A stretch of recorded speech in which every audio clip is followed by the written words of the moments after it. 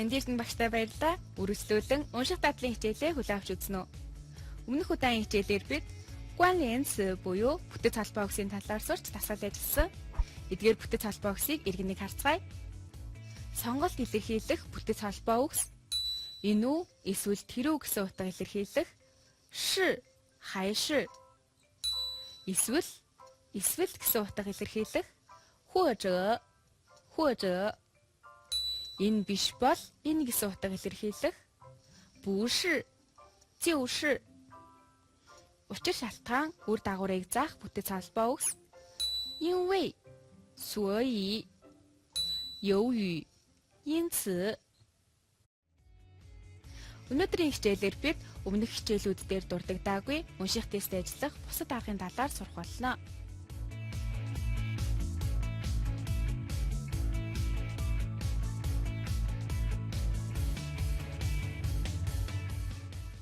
Өнөөдрийн үзэх эхний арга бол 绝对词 буюу түүлийн утга илтгэх үг орсонд сонголтыг шууд хасах арга. Шалгалтанд ирдэг 绝对词 буюу түүлийн утгах илтгэх үгсэд 指 буюу зөвхөн, 就能 буюу тэгхэл юм бол, 总是 үргэлж, 都 бүгд, 只能 只要 зөвхөн ингэснээр, зөвхөн ингэн, 一定 必须 заавал гэсэн үгс орно. Жишээг харцгаая. Асуултыг эхлээд уншъя. 根据这段话可以知道 энийхийн дагуу юу мэдэж болох вэ? Эхийг уншъя. 一说起都市，人们最先想到的往往是年轻人，因为他们是主角。但是许多中老年人也是在不断用实际行动追求他们充实的生活。他们在工作上乐意接受挑战，生活上也主动制造快乐. Ихийг орчуулбал хот гэхээр л хүмүүс ихэлж залуу хүмүүсийг боддог. Учир нь тэд нар гол дүр нь болохоор. Гэвч олон хичээл насныхан бодит үйлдэлээр тасралтгүй амьдралаа завгүй байлгахаар тэмцдэг. Тэд ажил дээрээ өрсөлдөөнийг хүлээн авахдаа дуртай байдаг.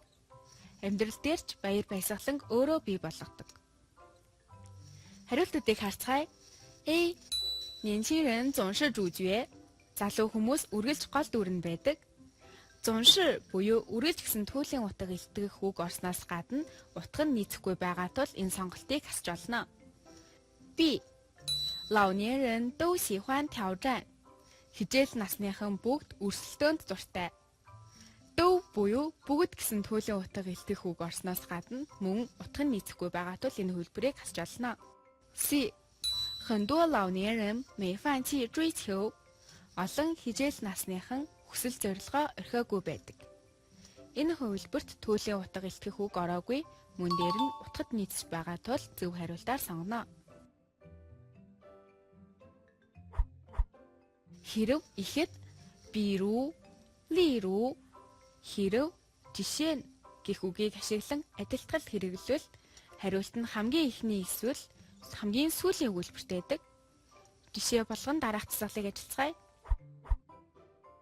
Асуулт нь 根据这段话可以知道 энийхийн дагуу юу мэдэж болох вэ? Ихийг уншицгаая.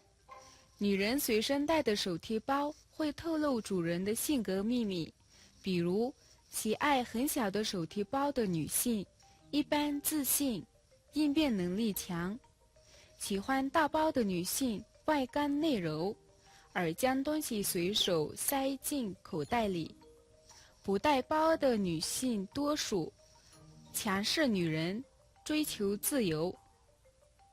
Ихийг орчуулбал эмэгтэй хүний үүрдэг гарц цүнх тухайн хүний зан чанарын нууцыг хэлтэгдэг. Жишээ нь жижиг цүнх үүрэх дуртай эмэгтэйчүүд өөртөө итгэлтэй дасан зохицох чадвар сайтай байдаг. Том цүнх үүрэх дуртай эмэгтэйчүүд гаднаа хатуу дотроо зөөлөн.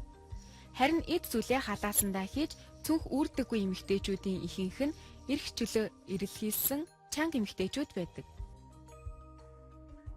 Сонголтуудыг харцгаая. A. 自信的女人爱背大包. өөртөө итгэлтэй эмэгтэйчүүд том цүнх үүрэх дуртай. B. 从手提包能看出女人的身份. Гар цүнхнээс эмэгтэйчүүдийн зиндааг харж болно. C. 手提包会表现女人的性格. Гар цүнх эмэгтэйчүүдийн зан чанарыг илтгэдэг. Зөв хариулт C үлбэр байна. Энэ ихэд бирүү буюу жишээ гэсэн үгийг оруулж мөн эхний өгүүлбэрт гол санаа буюу хариултыг дурдсан байна. Зарим унших тестэд хятад хэлний хэлц үг орсон байдаг. Ийм тохиолдолд зөвхөн хаанч үгийн утгаар биш хэлц үгийн утгыг ойлгож дасгал ажиллана. Жишээ болгон нэгэн дасгал ажиллая. Асуулт нь 根据这段话可以知道 энэхийн дагуу юу мэдэж авах вэ? Ихийг уншицгаая. 人如果想健康就要睡好觉，睡眠对人太重要了。人生1/3的时间是在睡眠中，如果活90岁，有30年在睡觉。只有睡好觉，白天才有精神学习和工作。俗话说，每天睡好觉，活到99。Үүнийг орчуулвал хүн эрүүл байхыг хүсвэл сайн унтах хэрэгтэй. Нойр хүний биед тун чухал. Хүн амьдралынхаа 1/3-ийг унтаж өнгөрүүлдэг.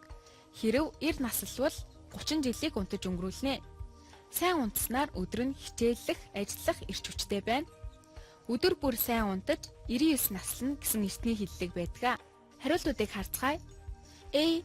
好的睡眠很重要. Нойр сайтай байх маш чухал. B. 睡好觉就能活到99岁. Нойр сайтай байвал 99 наслна. C. 人睡觉的时间有30年. Хүний унтах хугацаа 30 жил. B хувилбарт энийхэд дурдсан хэллэгийн бүрэн утгыг биш шууд утгыг дурдсан байна. C хувилбарт хүн бүр 90 наслахгүй, тиймээс хүн бүр 30 жилийг унтаж өнгөрүүлэхгүй. Тиймээс зөв хариулт A хувилбар байна. Бидний дараачийн үзэх арга бол хураангуйлах чадвар. Хариулт ихэд бичигдээгүйч эхийг бүхэлд нь уншиж утгыг ойлгон хариултуудаа сонгох. Энэ тохиолдолд сонголт тас гаргыг хэрэглэж олно. Жишээ тасгалыг ажиллая. Асуулт нь 根据这段话可以知道什么? Энийхээс юу мэдэж болох вэ? Эхийг уншицгаая. 他的第一份工作是在一个小饭馆里做服务生。由于他勤快好学，很快就得到了老板的赏识。为了能让他学好英语，老板甚至把他带到家里，让他和自己的孩子们一起玩。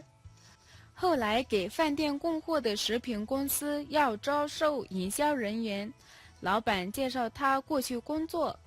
Ихийг орчуулвал түүний анхны ажил бол нэгэн жижигхэн цайны газарт үйлчлэгч хийх байлаа. Тэр ажилсаг сурах ирмэлцэлтэй учраас даргын итгэлийг хурдан олсон. Түүнийг англи хэлтэй болгохын тулд дарга нь түүнийг гэртээ авчирч хүүхдүүдтэйгээ тоглуулдаг байсан. Дараа нь цайны газарт бараа хүргэж ирдэг хүнсний компанид борлуулагчийн ажилтан хайх үед дарга нь түүнийг тэр ажилд оруулсан. Хариултуудыг харцгаая. A. 餐馆老板对他很好。цайны газрын дарга түүнд маш сайн. B. 他的英语成绩很好. түүний англи хэл маш сайн. C. 他是餐厅老板孩子的家教老师. Тэр бол цайны газрын даргын хүүхдийн гэрийн багш. Зөв хариулт нь A хувилбар буюу 餐馆老板对他很好. цайны газрын дарга түүнд маш сайн. Энэ тухай ихэд бичигдээгүйч эхийн утгыг ойлгосны дараа хариултыг олж чадж байна. Бидний үзэх дараачийн арга бол түлхүүрүүгийн ихэд бичигдсэн эхний байдлыг ажиглах. Зарим дасгалд оноос нь нэрийг эхэлж бүтнээр бичиж, дараа нь товчилж бичин асуулт асуудаг. Ийм тохиолдолд ихэд анх бичигдсэн хэлбэрийг анхаарах хэрэгтэй. Жишээ дасгалыг харцгаая. Асуулт нь 文中 北京人艺指的是 ихийн 北京人艺 буюу BAOT гэдэг нь юу хэлж байна вэ? Ихийг уншицгаая.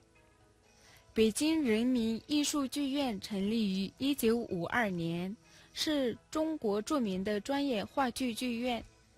北京人艺在几十年的艺术实践中确实形成了自己的风格。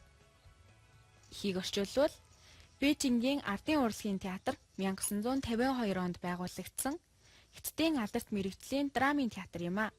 БАУТ-н хэдэн 10 жилийн урлаг, уран сайхны туршлагаар өөрийн гэсэн хэв маягийг бий болгосон. Хариултыг харцгаая. A. 北京人的艺术 Бээжингийн хүний урлаг. B. 北京人民艺术剧院 Бээжингийн ардын урлагийн театр. C. 一种北京特有的艺术 Бээжингийн нэгэн төрлийн онцгой урлаг. Ихэд эхлээд 北京人民艺术剧院гэж гарсныг дараачийн хэсэгт 北京人艺гэж товчилсан тул зөв хариулт B үйлбэр байна. Та бүхэн дараах тасгалыг биедан хийгээрэй. 快乐是一种态度，和钱的多少没有关系。最有钱的人不一定是最快乐的人，而且很多东西都不是用钱可以买到的，比如健康、爱情。问：根据这段话可以知道什么 ？A. 有钱一定快乐。B. 钱买得到健康。C. 钱买不到一切。